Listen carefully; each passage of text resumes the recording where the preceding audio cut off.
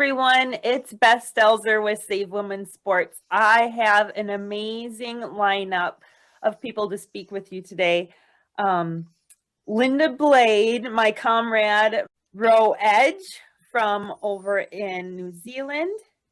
And we have Katherine Devs from over in Australia. Lorraine Miller, who is a former New Zealand athlete who is now in Colorado, and Senator Claire Chandler from over in Australia. And we're here tonight to formally introduce Save Women's Sport Australasia.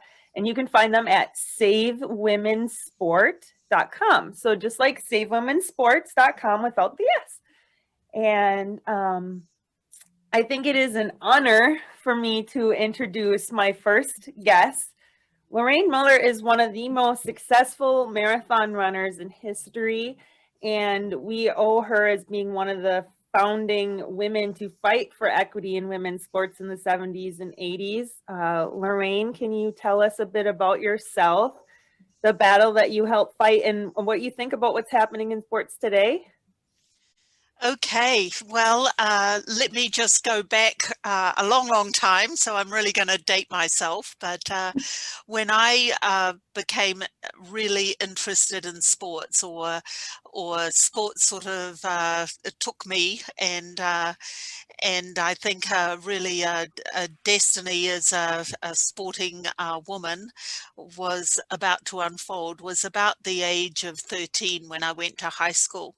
And from that, I graduated from just our little kiddie sprints to the senior athletics. And I ran my first 440 yards on a grass track, so that dates me. And I found that I could beat the girls who beat me in the sprints. And so that was a very, very exciting moment for me, because I realized that I had maybe some talent as a distance runner, even though one lap of the track hardly qualifies as distance these days. But that was a defining moment. And after that, I got invited to run in a cross-country event, and I started to run in all these weekend events, and won them all.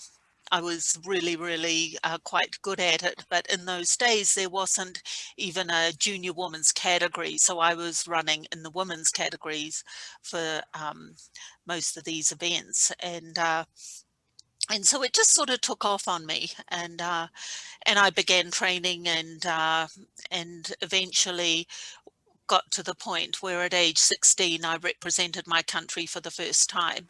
And from then on, just about every year I was running for New Zealand in some different event, and got a lot of exposure around the world, and ended up having just a fabulous time in a career that spanned almost about 28 years. I finally retired at the age of 41 in my fourth Olympics, and I was the oldest competitor. And you know, when I started, things were very different from the point when I ended. So there was a really rapid evolution in things that were happening in women's sports, and for women in general in many facets of society, but really rapid societal changes and the opportunities for women opening up.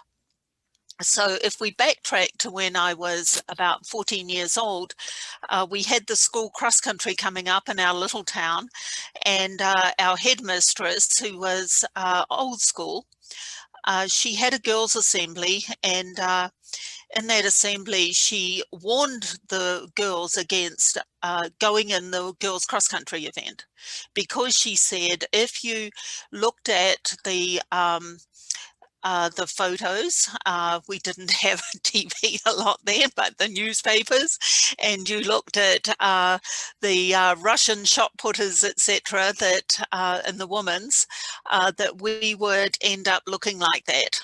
if we took place in the women's cross country, in the girls cross country event.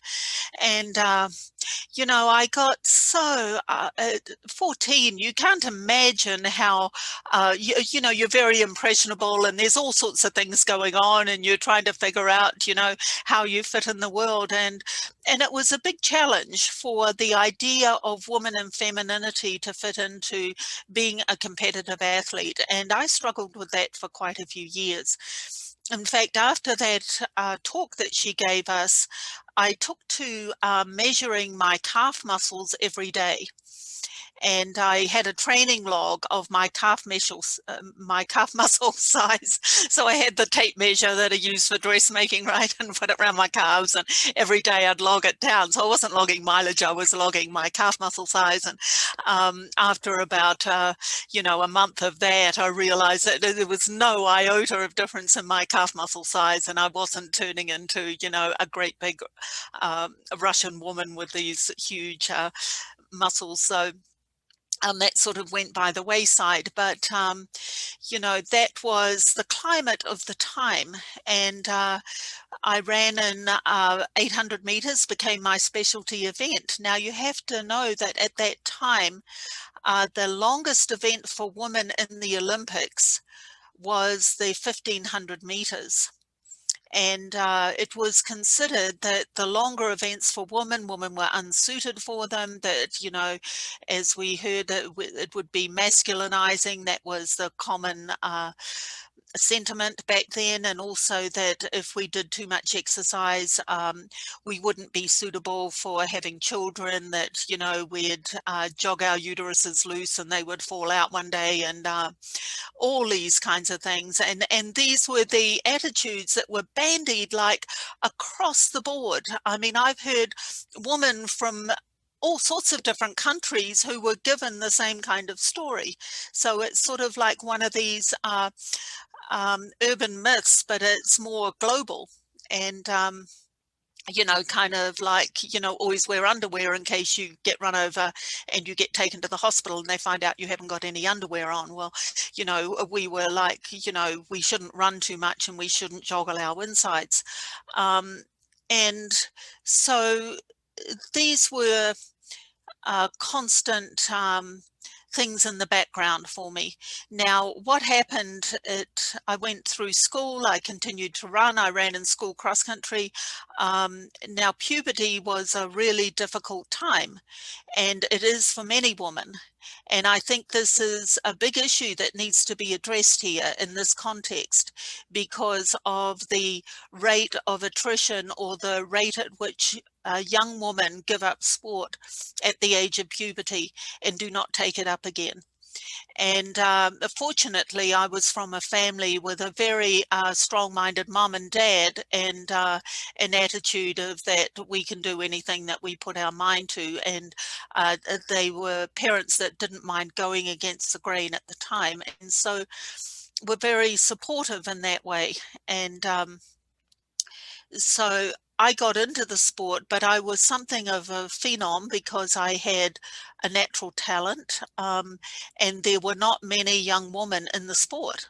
So I didn't have a lot of competition, but that threw me into the senior women's category, and then that toughened me up right away. And of course, you know, when I got in with the senior women, I was naive, and I was naive enough to just think that I could compete with anyone. So, so I got put on a world stage very young, and learned to be there. Now, when I left high school, I didn't know what to do, and there was certainly nothing in our vocabulary that was a professional woman athlete. That just didn't exist. That was not a career choice for women. And the sport had become my favorite thing. It was what I wanted to do more than anything else. And so when I looked around for what I should do, I chose to go to phys ed school and become a phys ed teacher, because that was sort of like the only option that sporty woman had. And so that's what I did. I went to become and I became a phys ed teacher, and I was teaching in a country school, and yet the pull for me to compete was very strong. And anyway, through a whole series of events, I ended up coming to the US. And that was a time when um, the running boom was just starting to take off in the late 70s, early 80s. And I started to compete in races and in distances that weren't available to me as a woman in the other events. You know, for example, um, the cross country. Cross country was unofficial for women. And so the woman, we would have a cross-country event, usually be at a local farm, and everyone would get together. It would be just a fabulous community experience. The woman would run their short little race, usually a mile or maybe 2 miles. The men would run 3 to 5 miles cross-country. The woman would go first, unofficial, and that would give them enough time to go back to the community hall and make and lay out the afternoon tea for the men. And for ourselves, of course, but that was our job. And I didn't think anything of it. It was just the way it was. It was, you know, I accepted just the way things were and didn't think there was any great iniquity in it. But when I came to the US and we started to run in longer events, and I had a boyfriend, so that's another story in itself. But I had the reason I came to the US was because I was chasing a guy. Um, and he was a marathon runner, an Olympic marathon runner. And look, the Olympics for me was like the epitome of just, you know, like the highest you could possibly get was to go to the Olympics. And you were just, you know, you were like a god or a goddess if you won an Olympic a title. So that for me held the greatest esteem. But, you know, the opportunities for women in the Olympics, as I said, the longest event was the 1500 meters, and that was 1980.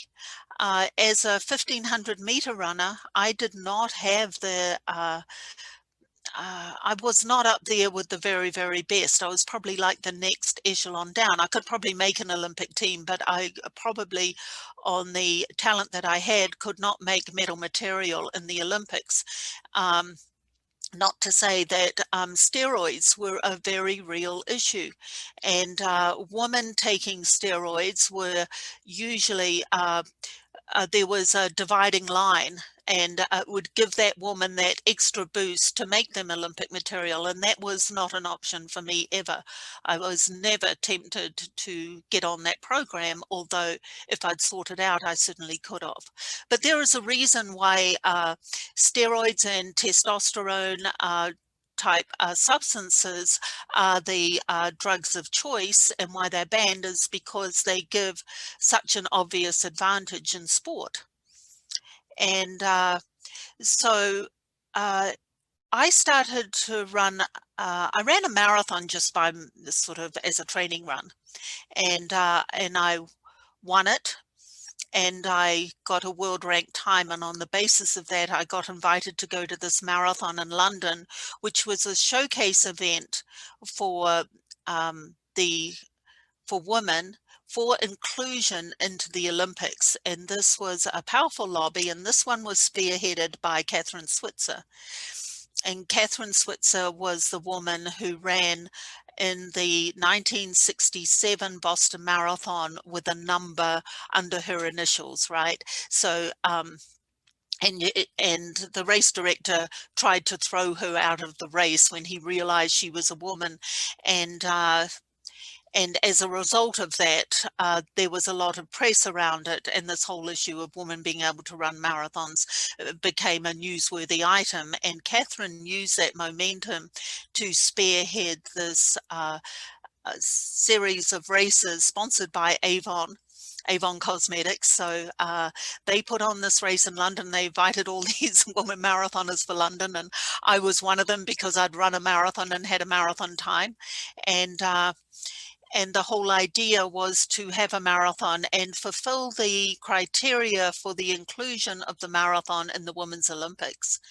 And, you know, it's amazing what just a powerful intent. So I was just saying, it is amazing what one person can do with just an intent and a little bit of support to push forward an idea that is true and right. And that is exactly what Katherine did at that time. And she did play a major part in helping to bring about this parity in women's events. And I ended up winning that race in London. And, you know, it was the first time the streets of London had ever been closed for a sporting event. So it was truly historic. But not only that, it was a women's event. And that was something that was so out of the box. And it really captured people's imaginations. And because of the, I think, just the ingenuity and the acumen of Katherine, it really played a major part in having the marathon added to the Olympic program in 1984.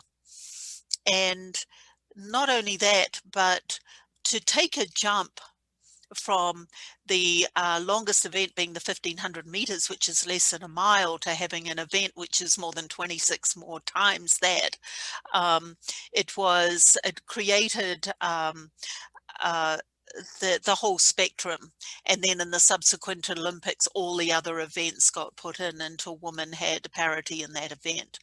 And it was really important. Now, I'll just tell you, at the time, and being in that Olympics, so the criteria then was that we would have a chromosomal test, right? And that was the IAAF policy that we have and the way they did it was a cheek scraping.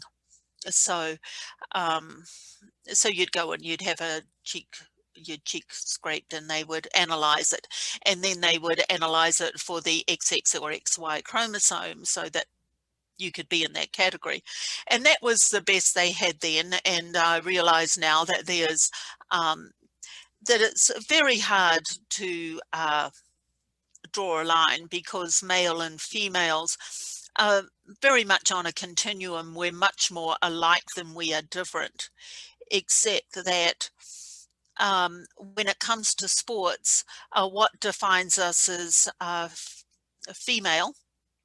And I know, you know, just reading these things, and I get really muddled up because people use gender and sex and they interchange them, and they use woman and female, and there isn't even decided on what the definition is. And, you know, I do sort of take exception at the redefining of the word woman, because I think that we cannot forget that we have these divisions, because as the human race, we each carry this potential for the continuation of the human race. And that continuation of the human race is really needs to be kept as an uppermost value that we uphold as a sacred value. And I think that's why we have the separation in woman in sport, so that we can preserve the woman and their sacred task, and what nature gives them to perpetuate the species. Once we take that away and we don't have this, it's not regarded as high, we start to lose the plot. And I don't know if I'm sort of going off on a bit of perhaps too lofty, but I do think it also worthy to note that the Olympics is based on the values of the ancient Greeks. And the ancient Greeks, they valued this concept of arete, which is excellence, and that we have the Olympics and we have sport, so that as a society we can keep to value the concept of excellence as a creative force which helps us to evolve. And to keep what is precious and sacred in a certain aesthetic. And if we lose that, then we lose something that is essentially human and valuable. And we must separate out that these biology, and I know there's this big differentiation between biology and gender, and this whole idea that we can choose whoever we want to be, but that's, I think, a big disservice to Mother Nature and what she gives us, and that sport is there for those of us to pursue this concept of excellence, and you take whatever hand is dealt to you and you make the best of it. And we see some people do extraordinary things and we watch it and we applaud it. And when we're watching men, biological men competing in women's sport, everybody's sitting there going, this isn't right. It doesn't look right. It doesn't feel right. And people generally are too scared to say anything because there's this politically correct way. And it's very easy to be taken over by, I think, a small group who do not hold those values of excellence. And, you know, I was also reading here how often there is a newspaper article and that trans women are excluded from sport. And I go, you know, that's not right. They're not excluded. They can certainly go in the category of the men's category, like I had to often do when I was growing up. And you just, you learn a lot. And not all of us are going to stand on the podium and be great, but I really object to people who wish to just be a big fish in a small pond. Yeah. So, you know, I never thought that it would, that we'd made these strides and these opportunities for women, and that was fantastic. I never thought there would be this backdoor way and it would start to go this other way. And I look at it and I go, well, what was all that about? What were we fighting for? To have our own stage and our own opportunity, and for the best of our category to stand on the podium. And it just doesn't sit well with me. So so that's why I'm here. Okay, I think I've probably spoken enough. But Thank yeah. you so much, Lorraine. Oh, it was so awesome to hear your story. And I think one of the things we face in this movement is education and knowledge. And a lot of people, one, don't understand what's going on with males competing in women's sports. And two, I think a lot of females, especially like my generation and younger, don't understand that we haven't had women's sports for all that long. And we really do need them separately. And it also infuriates me to see titles like transgender athletes banned from sports, because you are right, they're not banned from sports. They can still play in the sex they were born as. And so it's one of the reasons I started Save Women's Sports. It's just to get that knowledge out there. And it's okay. We need to speak up because, like you said, Lorraine, so many are afraid. And it's a shame. Mm-hmm. And so it's an awesome thing for me to see in this year and a half since I started Save Women's Sports, to see now Save Women's Sport Australasia taking off, and Linda Blade really working hard in Canada. It's an international effort now. And Kath, do one of you ladies want to start off here with telling us about your work that you're doing now? Well, first off, Lorraine, I'd like to say anybody who is an Olympian is still a bloody god or goddess as far as I'm concerned. And like for those that don't know, Lorraine, you've won the Boston Marathon as well. So yeah, so we still think you guys are incredible. And I've got a niece hopefully going to the next Olympics. She's been selected for a team now. So now we just hope they go ahead because we would so love to see her potentially make that podium too. So but yeah, and I just want to concur with you that, you know, if we allow mediocre males to compete in the women's division, we undermine the entire essence of what the Olympics stands for. And it is that excellence that you were saying, Lorraine. It's being the top, the pinnacle of your sport. And you know, it just allowing that to happen undermines that completely. It undermines what they stand for. So hopefully they sort it out. Apparently there is a meeting. They've got a meeting to discuss this with World Rugby, I understand, very soon. Let's hope they make a decision. I don't know, well, starting to lose confidence. It's taking so long, but you know, we have to keep positive. But yeah, so we were inspired to start Save Women's Sport in New Zealand after seeing the amazing advocacy work Beth was doing over in the States. You know, you're such a legend, Beth. But we thought it was really important that we had our own website and our own voice so we could speak directly to Kiwis, to, you know, other New Zealanders on this matter. So we began by reaching out to athletes, and we specifically focused on retired athletes. So we didn't want to put any existing athletes in a difficult situation. And that's when Lorraine came forward, which we are so incredibly grateful for.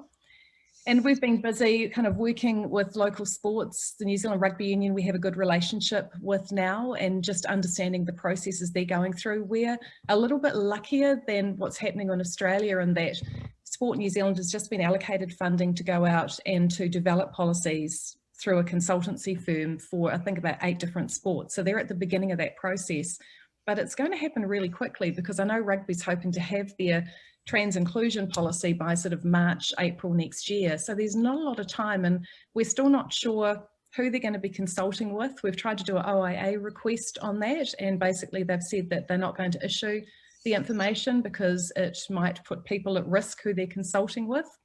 Seems really bizarre, but yeah. But anyway, just over a month ago, Claire Chandler contacted me to see if I'd be willing to have a chat with a group in Australia who were trying to get going there. And so I was introduced to Kath, and like perfect timing, because I think, God, it was just a few days after that Sport Australia announced all of those trans inclusion policies for like those 8 different sports. So Kath and I ended up having a discussion. It was like, right, we need to work together. Kiwis and Aussies are like, you know, we're like sisters anyway. So let's work together because we're stronger together and we're fighting that same battle. So Kath, I'll let you take over and talk about what you've been doing. Katherine, please introduce yourself. Tell us your background. I didn't get too much into that in the beginning. So my name is Katherine Deves, and I'm a law graduate. I have 3 little girls who between them play 8 different sports across the sporting year. And I have just generally been interested in the gender ideology and how it's being incorporated into legislation. And then obviously the sports thing came to the forefront when we saw these guidelines being released. And at that time, I've been watching what Beth had been doing with Save Women's Sports in the United States, and also was aware of what's happening in New Zealand. And then all the guidelines were announced as a fait accompli in Australia. So had my conversation with Ro, and we decided to join forces. So New Zealand and Australia have very similar legislation in this space. And I think that Australia is a bit of a canary in the coal mine for New Zealand in relation to what can happen. So what happened here was just taking it back to 2013, when we had an insertion in our Sex Discrimination Act, which was originally started to end discrimination against women in Australia. And they inserted gender identity protection provisions. So effectively sex self-ID. And that came in, of course, without any broader public consultation or media scrutiny and so on. And then that led to the Australian Human Rights Commission and Sport Australia releasing sporting guidelines in June 2019 around trans and gender inclusion in sports. And now, unfortunately, the knowledge came to us through what we call a freedom of information request, that out of the 100 groups that they consulted for those guidelines, only 1 group was a women's group. And they won't disclose to us which groups were consulted. We have no transparency on that. Claire Chandler, who's on the panel, has asked some questions in committee, and it's highly unusual for them to keep that confidential when it has such an impact on the public. So those guidelines were in play, and then this year, earlier this month, a group called Pride in Sports, based in New South Wales, that's operating under the ACON umbrella, which is a charity that was originally founded to fight AIDS, and has now evolved into a trans and gender diverse advocacy group. So they had been consulting with all the sporting organisations in Australia, and they've managed to release 8 guidelines for 8 different sporting codes that effectively implement the trans guidelines. And what it effectively means is that a male person can register to play these sports, and on nothing more than a self-declaration that they are female, be entitled to play on the women's team. And it will also entitle them to access the toilets, change rooms, and overnight accommodation of their choice. Now, if any female competitor or the parents raise any questions or concerns, it will be that child who will be excluded and sanctioned from the team. So greatly concerning. And from what we can ascertain, there's been no broader public consultation. There's been no consultation with girls, women, parents, safeguarding groups. And so what it effectively means is that we have this private organisation who has influenced policy that's going to have a huge impact on the broader community, and they've done it without any parliamentary oversight, media scrutiny, public consultation, and now they are systematically working their way through all the sporting codes in Australia. So from our perspective, our issue is that there wasn't a proper consultation, which is what usually happens with democratic process. The people who are most affected were not consulted, and we're also concerned that the legislation that they're relying on has not been interpreted correctly. They've focused on a very narrow interpretation that is in favour of people with a gender identity. And the legislation, the Sex Discrimination Act, does provide for protections in sport for women and girls, which says that we are entitled to exclude on the basis of sex where strength, stamina and physique are relevant. And that has been completely ignored. And also the UN Convention for the Elimination of Discrimination Against Women and Girls, which is known as CEDAW, that is also incorporated into our federal legislation. And there are provisions in there to protect women in the area of sports and also in the workplace, so for our professional athletes. And that has just not been considered whatsoever. So the interpretation that is so narrow, it's having a huge effect on women and girls, and we've not been able to have any sort of a say. So fortunately, we've got our legislative champion, Claire Chandler, who is asking questions, which has been great to see, because we really need to have some answers, and we need to be having some consultations where the groups that are being affected are entitled to have a say. So that's the state of play currently in Australia. Yes. So grateful for the work that you're doing. Claire, can you add on to what's going on in Australia and the work that you're doing? We're so grateful to have you here. Thank you, Beth. It's amazing to be here. And look, Katherine has really succinctly and clearly summarised the issues that we are seeing playing out around this debate in Australia. For what it's worth as background, when I was first elected as a senator just over 12 months ago now, the Sport Australia guidelines had just been introduced, and it was one of the first pieces of correspondence that I saw coming across my desk was from concerned parents, concerned women, worried about the impact that these guidelines were going to have on women's sport. And I think it's amazing that we had Lorraine on the call today to talk about the history, because I think it's one of the things that's really been forgotten in this whole debate is that a women's ability to compete in sport is a hard fought for right and a long fought for right, and we shouldn't forget that at any point in time. You would think again, Beth talking about, you know, the younger generation not necessarily understanding that. I mean, I think it's very true. And I think that's one of the reasons that we're starting to see these issues crop up around more inclusion in sport, is that people don't understand the history. So thank you so much, Lorraine, for sharing your story today. That was just so fascinating and so inspiring as well to hear just how far that we've come in a very short space of time. One of the concerns that I really have around the development of these guidelines, as Kath alluded to, was the lack of consultation more broadly across the community. I mean, this is an issue that impacts so many Australians. We are a very proud sporting country. And of course, we think that everybody should be able to involve themselves in sport if they want to, but that has to happen on a fair and level playing field. And I think that is one of the fundamental concepts of sport. And sadly, it is the concept that has been completely neglected in this debate. I mean, it is not fair for women to be competing in a sporting environment against biological males. So I certainly hope that we will see some more common sense in this area soon.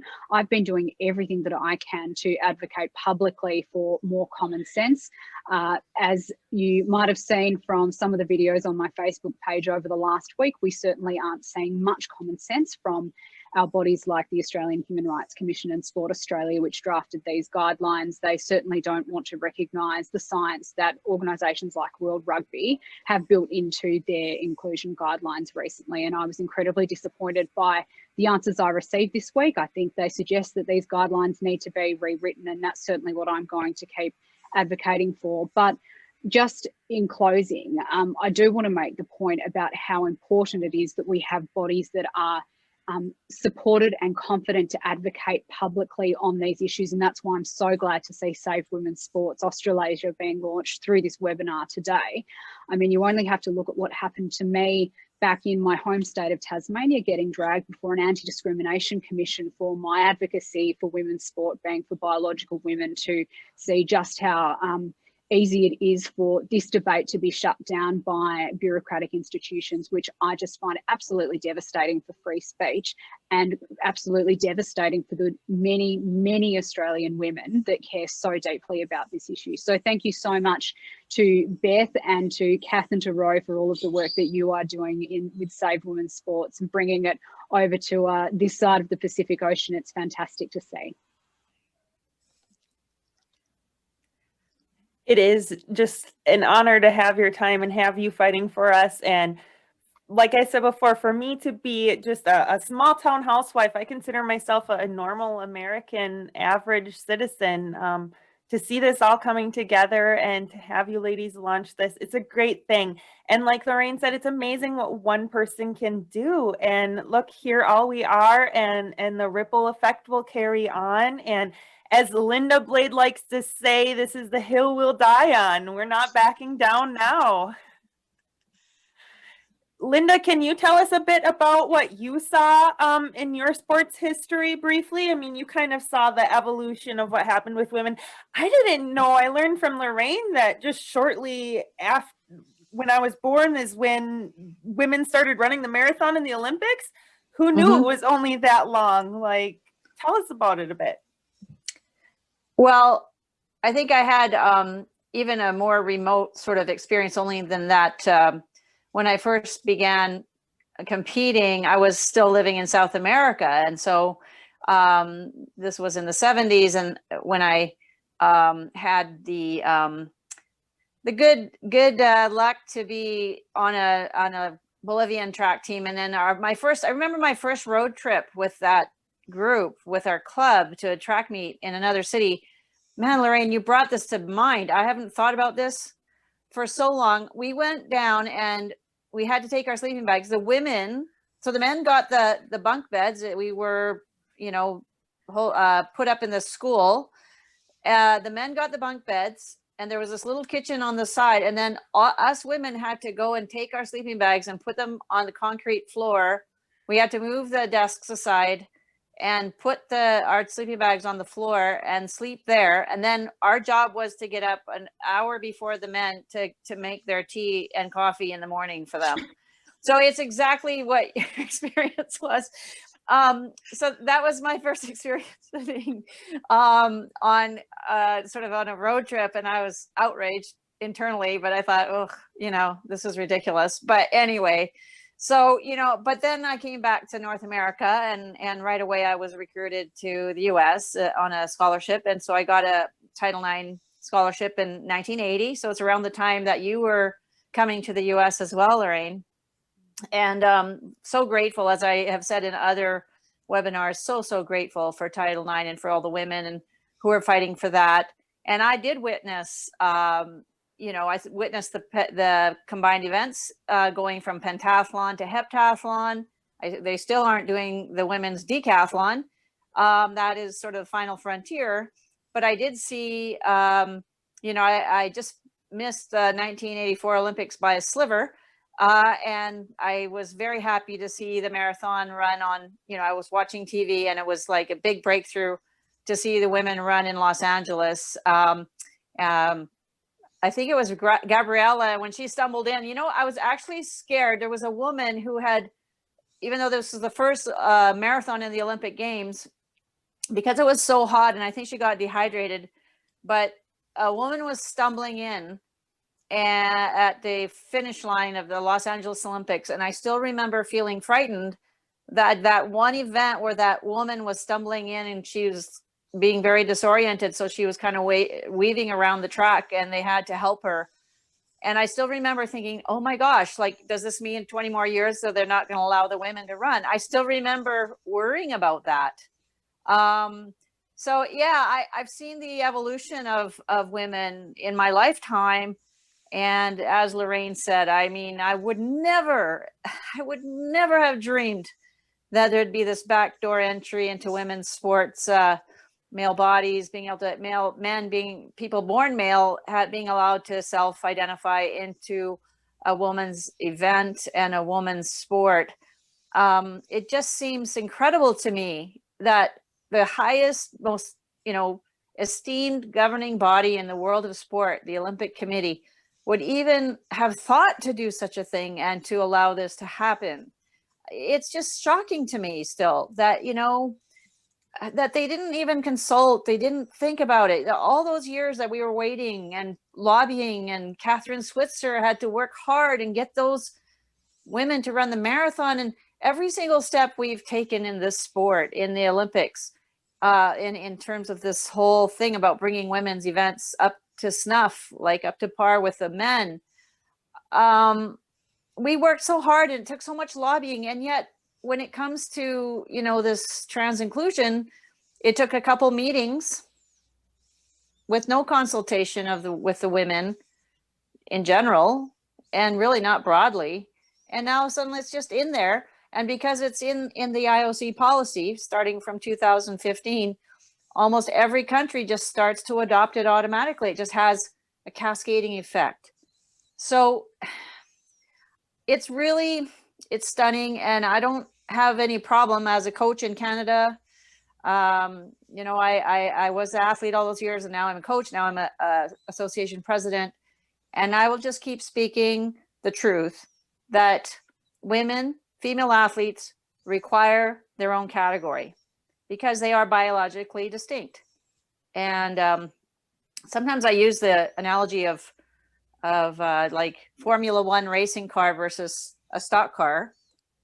You know, they both have four wheels, and they all, you know, those cars are actually a lot more similar than a female male bodies. And yet the men who are in the auto racing world would be outraged if you put a Formula One car into a different kind of race, and there would be no reason, there would be no meaning to the outcome. I mean, people, it'd just be outrageous, because what does it mean if you put, you know, a Volkswagen in a race with all these stock cars? I mean, what does it mean? What are you competing against? What if there's no level playing field or similar bodies competing with each other? It completely loses its meaning. And so, yeah, I totally agree with you, Lorraine, and thank you for sharing your story. Thank you, everybody. I'd just like to add a couple of things if I can. Please. And One is that I think people look at this generally a 10% differential between the top women and the top men. And so they think, well, you've got a 90% mix up, so it doesn't really make that much difference. But it's a huge difference at the top. That 10% is everything.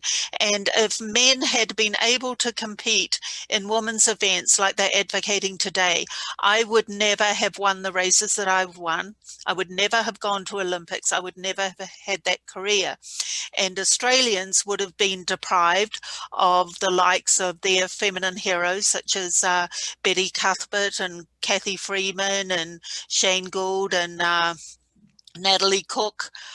All of them would have been outperformed by a man who could not make it at the top of the men's, but by far could surpass the woman. And the difference is at puberty, the boys get testosterone and the girls get estrogen, and there their paths diverge greatly. And Peter Snell, one of our greatest runners of the last century, he was on a panel with me and we were talking, and he said, Lorraine, did you know that at 14 years old, you were faster at over the 800 meters than I was? And I went, oh, wow, well, that's pretty neat, you know. But he said, now you know the power of testosterone, right? Because he went like this at puberty, and mine was a much more gradual ascent to where I could go at the top of my game. So my ceiling was a lot lower than his ceiling, and there is no way that we should be in the same category ever.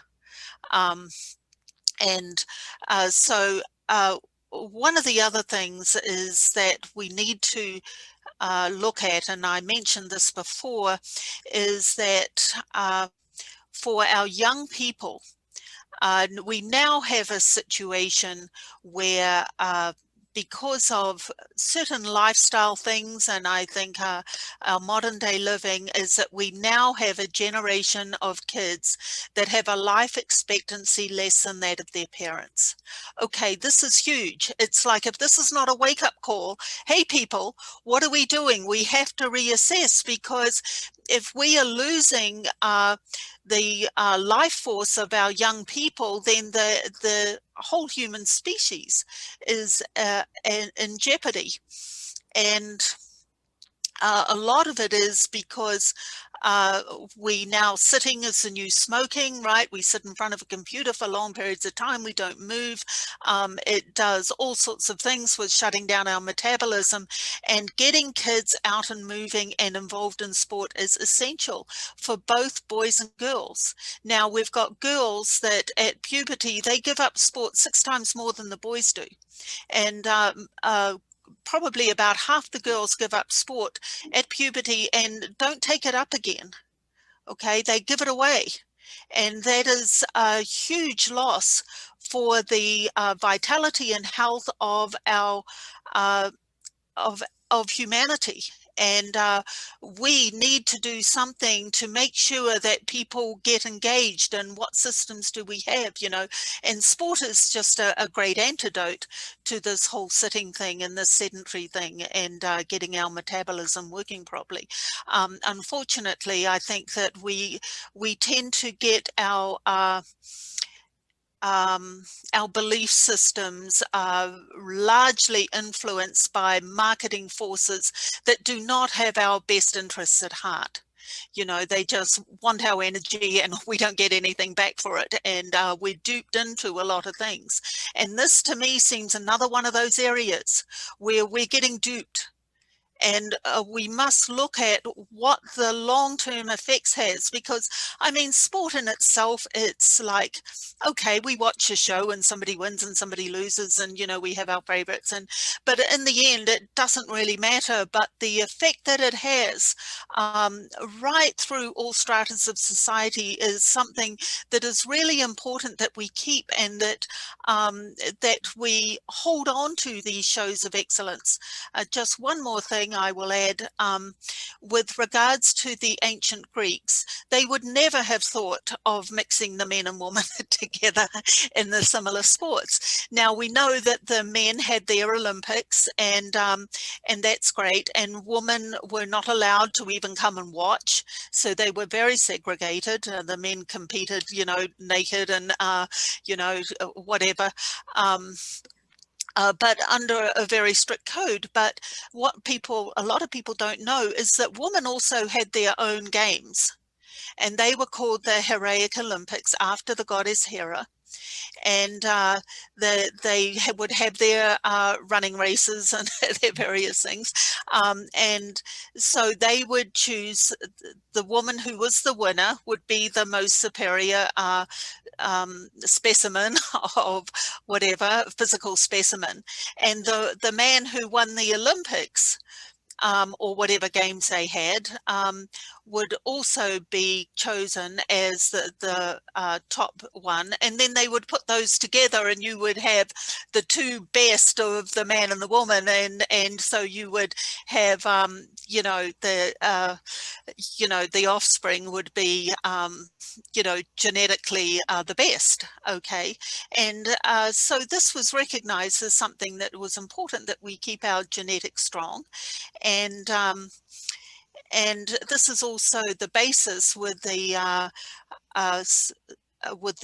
homecoming king and queen that they have around football matches and everything. It's, you know, to get the best of both and put them together. And so those ideas are really, really strong. Now, you know, you're getting here just a mix it up that doesn't make any sense in those kinds of terms, or the messages that are being put across on a very deep and profound and archetypal level, that that we need to preserve what has been handed on to us. We need to be cognizant of our history, and to not to hold on to what is precious, and not let go of the ground that we have made. And so I really applaud all of you women and Beth and Rowena and Linda and Katherine and Claire, thank you for standing up when a lot of others won't. It is important that we stand up, because when you stand up, it makes people be accountable and to think again. So it does indeed. And you know, you were talking about just making sure that we have those opportunities. And this is the scary thing, is that if females don't believe they're going to be able to reach that pinnacle of excellence that, you know, a lot of us aspire to, then they might just give up that sport that they might have otherwise been engaged with for years and years. Yeah, you know, we're talking about cutting off a pathway. Yeah, it is. And it's so inclusion of biological men is actually at the exclusion of biological women, and it's our category. So it's really important that we fight that. And, you know, in New Zealand, I know Sport New Zealand with Peter Miskibbin, who's the current CEO, although he's standing down soon, he has implemented so much in terms of policy to get girls and women engaged in sport, even if it's just social sport, because, you know, the importance for mental and physical health is just so up there. And it would just undo all of that good work if they create trans inclusion policies that hurt the whole objective, you know, of getting girls and women engaged.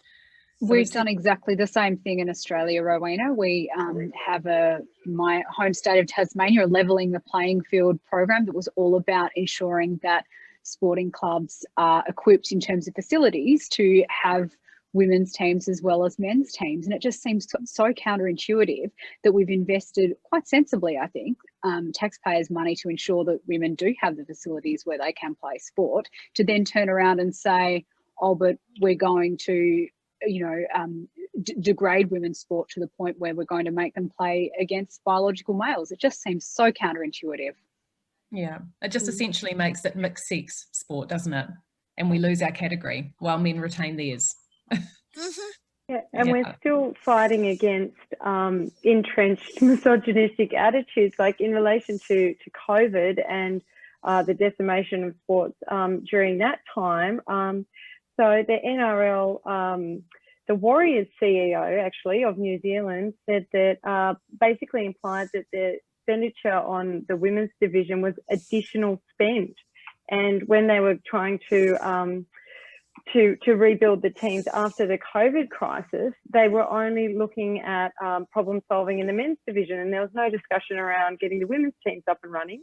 And the women's teams were having their pay withdrawn, and the men were just having a bit of a pay cut. So we're still fighting against those attitudes in relation to getting equality in sports. And then we have this gender ideology that's then coming in further and trying to decimate it even more. So yeah, we've got a bit of a fight on our hands. Yeah, need a bit of testosterone, you know. Well, at least we need to go, don't forget about us, you know. We've got to make sure that people know we're there and not just let it slide. Linda, I've been emailing, like I've been contacting all of the rugby unions last weekend. I spent a whole day doing that, sending them information to all their boards and all their staff members to make sure they have World Rugby's trans eligibility criteria, but also I sent them your key inclusions for transgender guidelines, like those policy clauses. And so I made sure, like, we've just changed them so they suit the New Zealand environment. And we're sending those to every single sporting club and organisation in New Zealand. And I started on athletics yesterday, and have already had a number of positive responses from people saying, "Well, thank you so much. This is so timely. I just have to start to deal with this." So thank you for those. Hopefully they good news. Give clubs some confidence that they can deal with it. You know, there are strategies they can put in place. Yes, yes, indeed. Yes, well, I have a quick question. I know, Claire, you have to go quickly, probably to catch a flight, but I would like to ask, just out of curiosity, why, if there's these safeguardings that Katherine pointed out, if there's these explicit policies that we're supposed to protect sex-based rights, why are those so easily ignored? Because I see this happening in Canada, in the UK. What is it that causes, I don't know, why do these things get overridden so easily?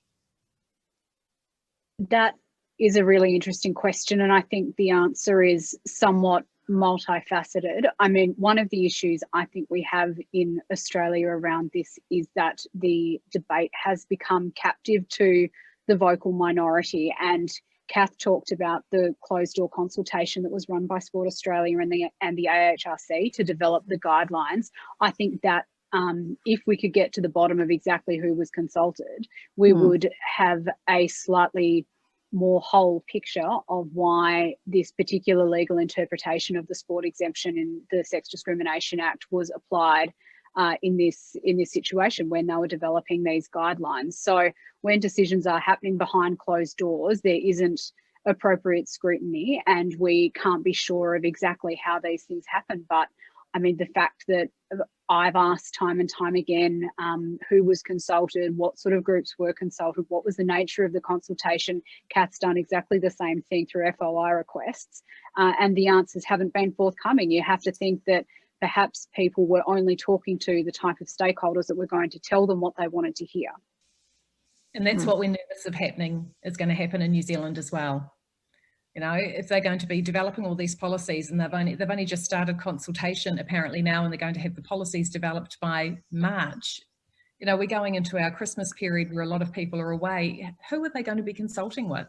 Are there any female players going to be consulted with? Apparently we are on the list, although we're yet to hear from them, but are we the only women's group or representative of females in sports? I don't know. It's really frustrating. And I think the deafening silence from the fourth estate doesn't really help, particularly in Australia. We have one very diligent journalist, Bernard Lane, down at the Australian, who regularly covers this, but in our mainstream media, I know Claire has been interviewed by Sky News Channel, but the more commercial media just won't touch it. And we've been in touch with media releases and contacting them directly, and they just won't respond. So it's very difficult when all of this is happening and we're trying to get a debate going and they're just ignoring it. And then they put the headlines up that, you know, trans women excluded from sport. They're happy to play that headline, but they won't actually play the other side of it at all. So I have a, can I say something very quickly? Sure. Yeah, in Canada, when Justin Trudeau and the Liberals came into power in around, I guess it was 2015, one of their commitments to the Canadian public was that before any law was put in place, they would undertake what they call a gender-based analysis to see what the impact would be on, obviously different populations. And so all of a sudden, they put in Bill C-16, which is the one that Jordan Peterson was talking about, the one about gender expression, gender identity. And when a group of women now have been asking for the GBA, what happened to your gender-based analysis? Where's the GBA? What happened? Please show us the results of your consultation that showed what would be the impact, because you said that there would be an impact study. And now after going through so many different channels, it came back that now it's under cabinet seal for 8 years or something. Like they will not release the GBA. We have this whole petition to just release the GBA on Bill C-16, and they refuse to release it. So what that tells me is that there probably wasn't something wasn't done, or if it was done, it did not indicate that it would be very good for women, but they don't want to admit it.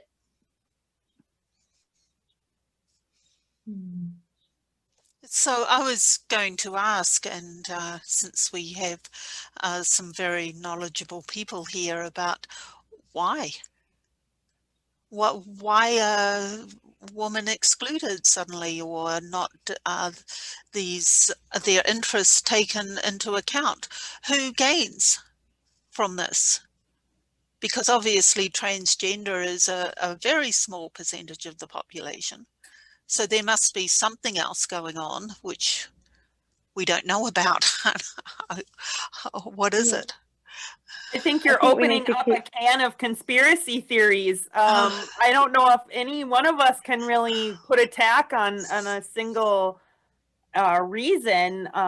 Ultimately, why? I think that's kept a lot of us up at night.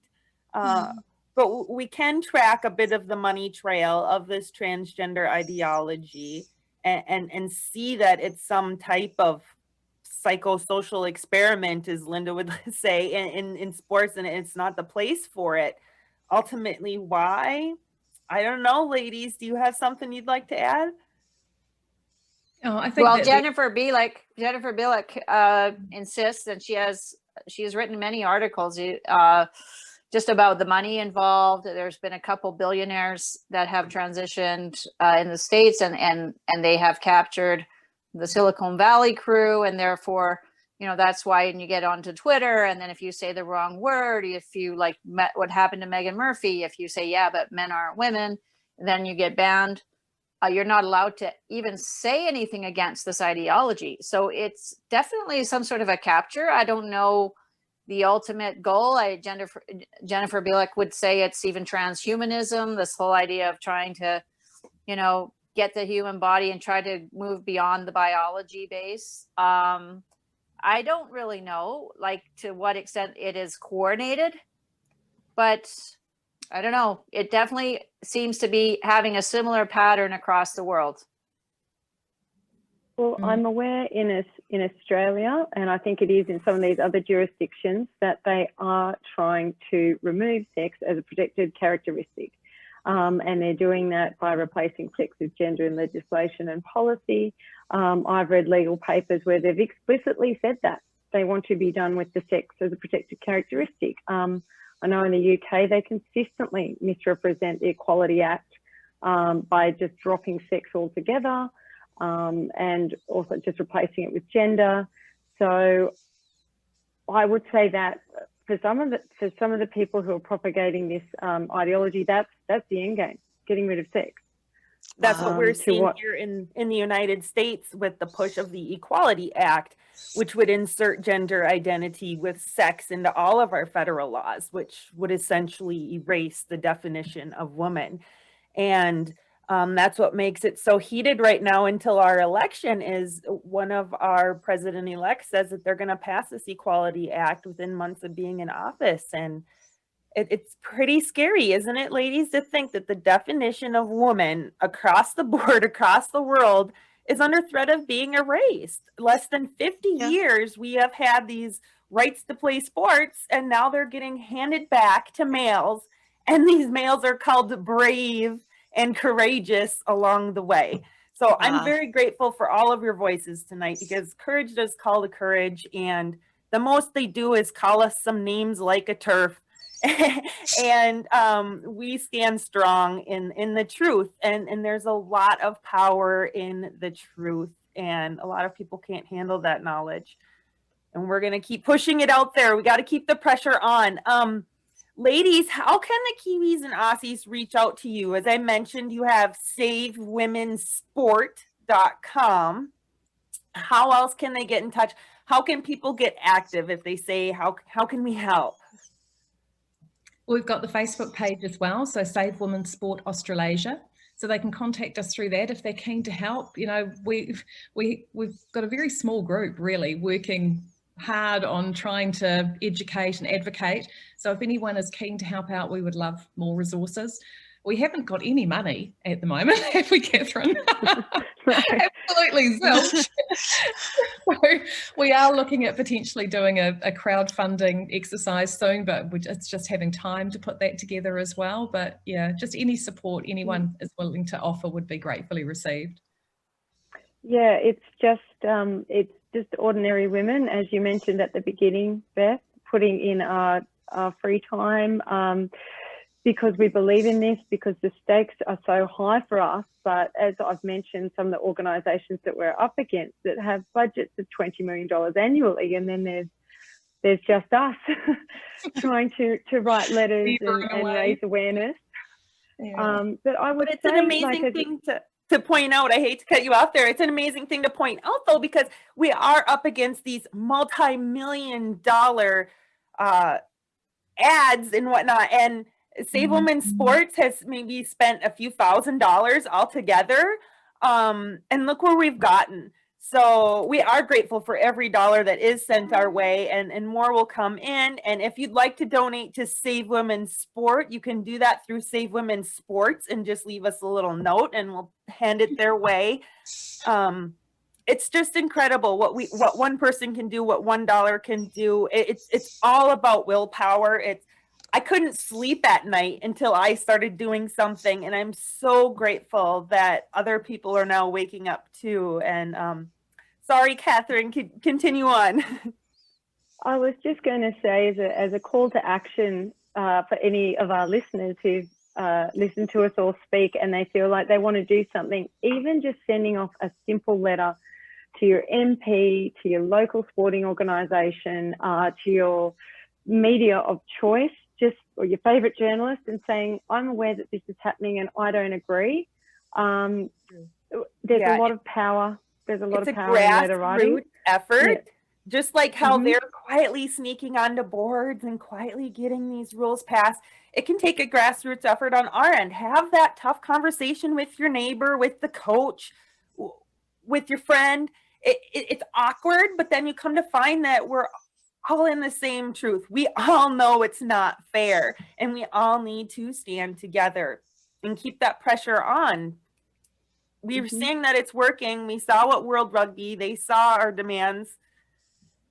Now we just need to keep the pressure on. We haven't heard from our Olympics petition yet, but that has been sent in, and we hope that it will make an impact. And we're so grateful that over 40 organizations from across the world stood with us in that.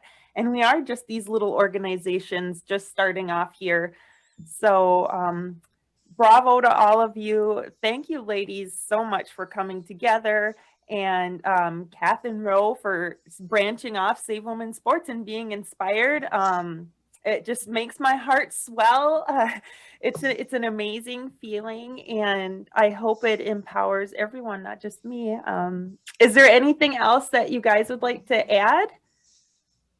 I want to thank Lorraine again. Remarks? Oh, Yes. hey, oh, my pleasure. Anything I can do.